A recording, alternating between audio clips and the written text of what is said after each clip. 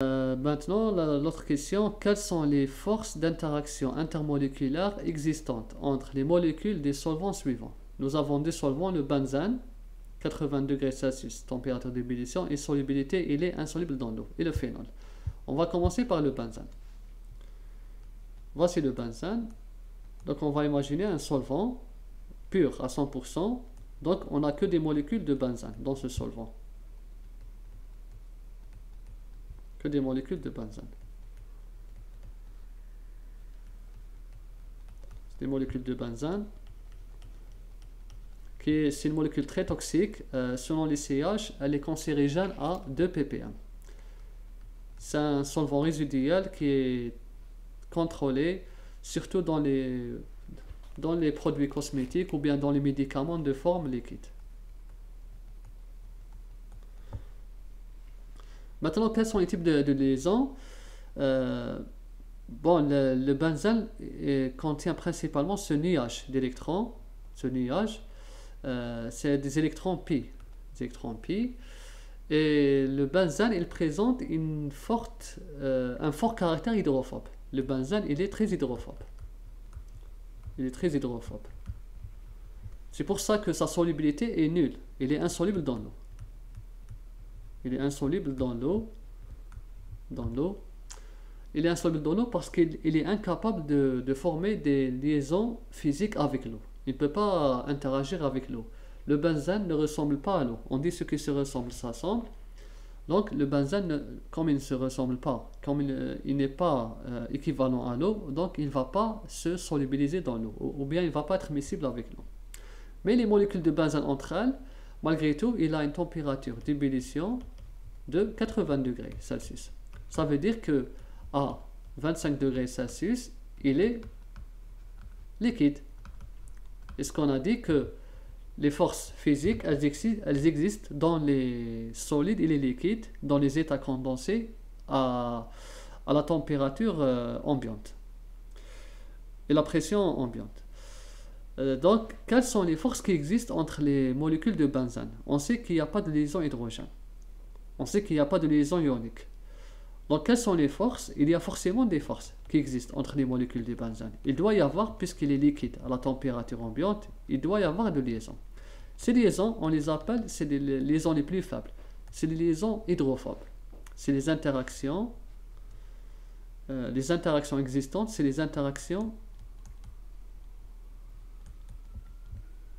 hydrophobes. Hydrophobes. On appelle, parfois on appelle Van der Waals. Les forces de Van der Waals ou bien de London. C'est des liaisons qui sont très faibles. C'est parmi les plus faibles liaisons qui existent. Liaisons physiques, d'accord? C'est des liaisons physiques très faibles. Elles se forment, elles sont proportionnelles au nombre de carbone. Plus le nombre de carbone augmente, plus les forces de Van der Waals deviennent importantes. Et là, comme il y a les liaisons pi augmentent énormément les liaisons de Van der Waals parce que le nuage des électrons est important. Donc, il y aura une création, il y aura apparition d'un moment dipolaire, mais vraiment de faible temps. On ne va pas faire trop dans le détail. C'est les électrons pi qui imposent cet état liquide. Donc, il y a cette force d'interaction malgré tout, même s'il est hydrophobe, mais il y a une force d'interaction due à la polarisation du nuage électronique. Donc voilà l'interaction entre les molécules de benzène. C'est pour ça qu'il est à 25 degrés, il est liquide. Maintenant, le deuxième exemple, c'est le phénol. Les molécules de phénol. Voici le phénol.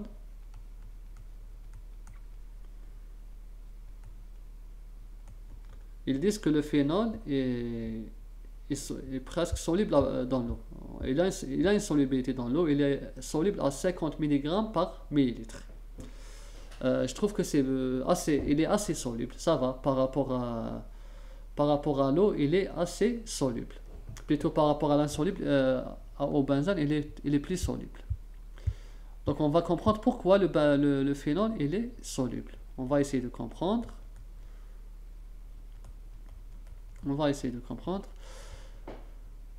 Aussi, il a une température d'ébullition de 180, c'est énorme. La température d'ébullition ici, elle est aux alentours de 180 degrés Celsius. Donc à 25 degrés Celsius, il est liquide, il est condensé. Donc forcément, il y a des forces qui existent entre les molécules des phénols. On sait déjà que le phénol possède un benzène. Donc les forces qui existent entre les molécules des benzènes, c'est les mêmes qui existent entre les molécules des phénols. C'est les forces de hydrophobe ou bien les forces de Van der Waals, comme on les appelle. C'est les forces de Van der Waals. Voilà. Maintenant, pourquoi il fait 180 degrés Celsius d'ébullition et pourquoi il est assez soluble dans l'eau? Ben là, on remarque qu'il a, en plus du phényl, il a la fonction OH. La fonction OH, si on se souvient bien, le H, il est attaché à un atome électronégatif. Donc le H, il est électropositif.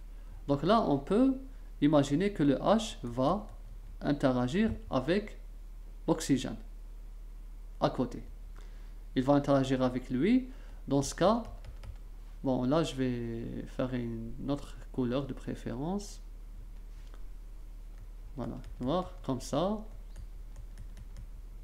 On voit bien que le phénol, en plus des liaisons de Van der Waals qui existent, les liaisons hydrophobes physiques, il y a aussi les forces hydrogène, les liaisons hydrogène. H, donneur, accepteur. Le phénol, il est donneur d'hydrogène et accepteur d'hydrogène. Donc, nous avons deux forces dans les phénols. Entre les molécules des phénols, il y a les forces de Van der Waals, les forces hydrophobes et les forces hydrogène de la partie alcool. De ce fait, les forces d'interaction des phénols sont plus importantes que celles des benzènes. C'est pour ça que la température d'ébullition augmente énormément. Et aussi, dans l'eau, si on imagine une molécule d'eau à côté, OH, on peut prévoir que la formation de liaisons hydrogène entre l'oxygène et l'hydrogène de l'eau, parce que l'hydrogène il est lié à un atome électronégatif.